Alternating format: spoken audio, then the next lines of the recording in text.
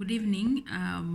From here in Malawi, where we are now in a state of national disaster, following the declaration by the president that the coronavirus epidemic or pandemic poses so many challenges for us.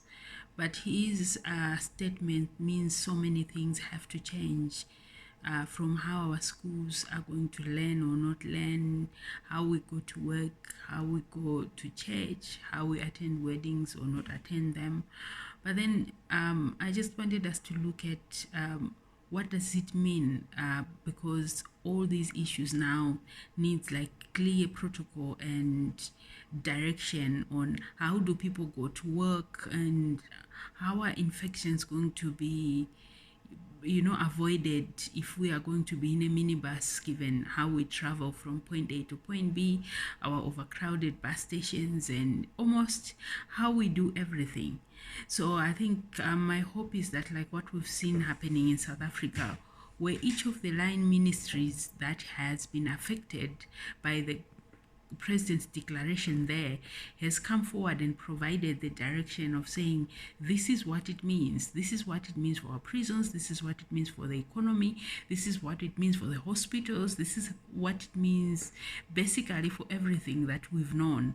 Because then it also means that very soon, a real virtual lockdown means that people won't be able to go to work, but how do we survive? But we also know that 90% of our people in the urban areas, they live informally. So how do we treat the markets, the second-hand market, where we have like thousands and thousands of people streaming there? How are we dealing with the tracing? So there's just so much that still needs us to hear, maybe from the ministers, our own ministers, on how the president's statement or the president's declaration will be implemented. As you know, how are they testing? If someone is sick, if you feel like you're not feeling well, where do you go? How do you check whether you have the coronavirus? What does it mean to self-isolate when you're living in an informal settlement or you're living in a one? So all these questions have to be answered, and I think it's just everything is coming down on us. But I would say that maybe our technocrats have had time, because this disease has been with us for the past 3 months, and they've seen how it goes and how it comes into our countries. I think the other issue that the president mentioned, that travelers from SADC countries will be exempted from the travel bans. We are virtually connected with what's happening in South Africa. What does it mean for people who go to South Africa to work, or for people who go to South Africa to buy stuff for resale, and how are they going to be treated? Because I would say, like 4 weeks ago, I said that for Africa, the biggest risk is Italy and Europe. It has come to pass. But for us here in Malawi, and maybe countries like Zimbabwe and Mozambique, and maybe Botswana and all the other countries that are surrounded by South Africa, we are literally tied to the umbilical cord with South Africa, and our people go in and out of South Africa since the borders are still open with South Africa. How are we going to ensure that the people who are going to South Africa are not going there to come back with the disease, or our people who are in South Africa who might be wanting to say, look, here in my risk of getting infected in South Africa is very high. Why don't I go back home? But they also don't know whether they have the infection. So they come back home and they become the source of new clusters of infections. The other issue that I think was not clear is the issue of churches. Saying not more than 100 people should congregate is becoming very difficult. I can imagine most churches will remain open, and as we know, this disease thrives from person to person. As long as another person that comes in contact with you has the disease, you're most likely to get it.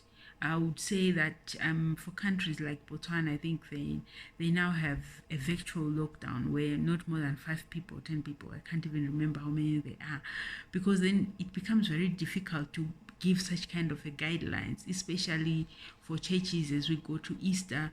This is their most prized time, and that's where they spend the whole year preparing for that. How are they going to be guided so that we don't have, as we have seen in South Korea, the biggest cluster came from churches, because we spend so much time together, almost the whole day, congregating and talking to each other. And in the same process, if one person is infected, they end up infecting so many others, who then carry the disease to so many other parts of the country.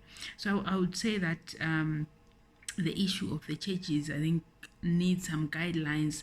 I don't know about the people going to work.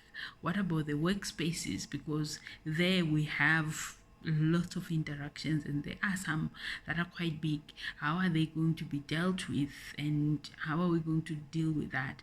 I think for the school children, it's been very clear from Monday they don't go to school. I mean, it becomes a relief for parents. But looking at our country and how we do stuff here in Malawi, most of our people live in rural areas, and I don't know how prepared we are for them, because of course the biggest threats in rural areas are the markets. We have weekly markets in most of the rural areas, where people from the urban centers, they travel to the market, and at the market there might be chances of the disease moving from the towns to the markets, and then the people who trade their wares in the market or come to the market to buy, they go back home. And so there's all these issues that I'm hoping our technocrats have already looked at, and hopefully they're going to give us direction on how best we're going to deal with that. But besides that, I think we welcome the statement, because it's been very worrisome to keep on having people from infected areas whom we also know our capacities, and the fact that we are definitely not ready for this coronavirus. We already have so many challenges, but what else can we say? Because one way or the other, we are interconnected, and it has shown that the global economy, the global populace is but one. So I'm just hoping that, we are going to have some clarifications and some directions on some of the issues that the president has declared, and how we implement and ensure that we contain this disease. We don't allow this disease to get into community infections, because we do not have the capacity to deal with it. Good night, and hopefully we have a COVID-free nation.